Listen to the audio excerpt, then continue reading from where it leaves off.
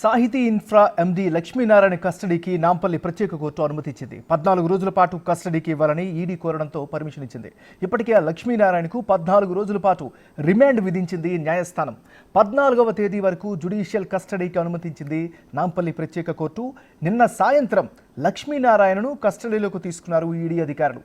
ఇవాల్టి నుండి లక్ష్మీనారాయణను ఈడీ విచారిస్తుంది.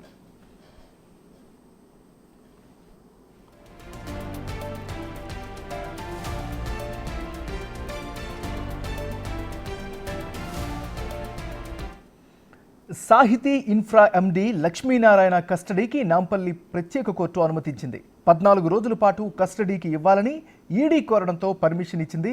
ఇక ఇదే అంశానికి సంబంధించి మరింత తాజా సమాచారాన్ని మరిపోతే రానా అందిస్తారు. రానా, చెప్పండి.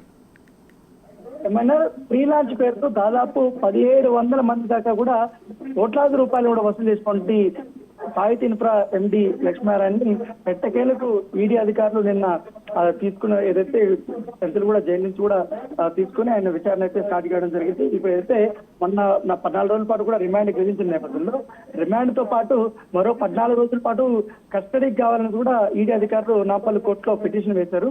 నిన్న దానిపైన వాదనలు జరగడంతో ఈ కేసు సంబంధించి కూడా అనేక ఆధారాలను కూడా కోర్టులో సబ్మిట్ చేశారు ఈడీ అధికారులు. సో వారిని ఏకీభవించిన నేపథ్యంలో కస్టడీకి ఆయనని అప్పచెప్పడం జరిగింది. సో నిన్న సాయంత్రం ఆయన్ని కస్టడీలోకి తీసుకున్నారు.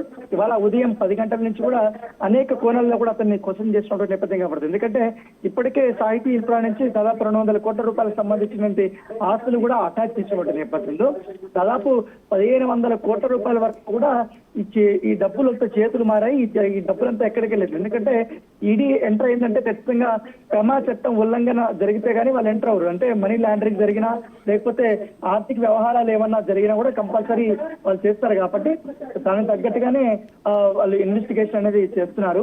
ఇప్పుడు లక్ష్మీనారాయణ అనేది ఈ కేసులో చాలా కీలకమైన వ్యక్తి.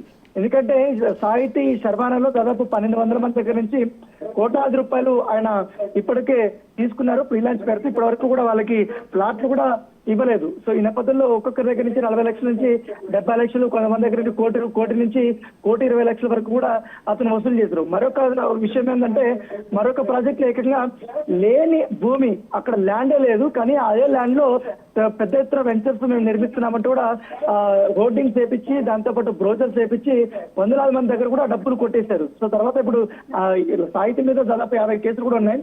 అలాగే సిసిఎస్ లో కూడా ఇప్పుడు కేసు నడుస్తున్న నేపథ్యంలో ఇప్పుడు ఈడీ ఎంటర్ అవడం వల్ల ఈ కేసులో మరొక పురోగతి లభిస్తుందని కూడా చూస్తున్నారు. దాదాపు ఇప్పటి వరకు సాహితీ స్టార్ట్ అయినప్పటి నుంచి కూడా వీళ్ళు ఎన్ని కంపెనీలను ఏర్పాటు చేశారు, బినామీలు ఎంతమంది, ఎంతవరకు వీళ్ళ ట్రాన్సాక్షన్స్ అనేది ఇప్పటి వరకు జరిగాయి, బ్యాంక్ అకౌంట్స్ ఏమైనా ఉన్నాయి, వీళ్ళు నెలకొల్పినటువంటి షెల్ కంపెనీస్ ఏంటివి, మెయిన్ ఇవి గుట్టు తెలిసేందుకు ఇప్పుడు ఈడీ అధికారులు రంగంలో దిగారు. సో ఇవాళ ప్రాథమికంగా కొంచెం ఇన్ఫర్మేషన్ ఉంది కాబట్టి దాన్ని బేస్ చేసుకుని అయితే క్వశ్చన్ చేస్తున్నారు. ఇవాళ సాయంత్రం 6 గంటల వరకు మొదటి రోజు ఆయన కస్టడీ విచారణ అయితే కొనసాగుతుంది.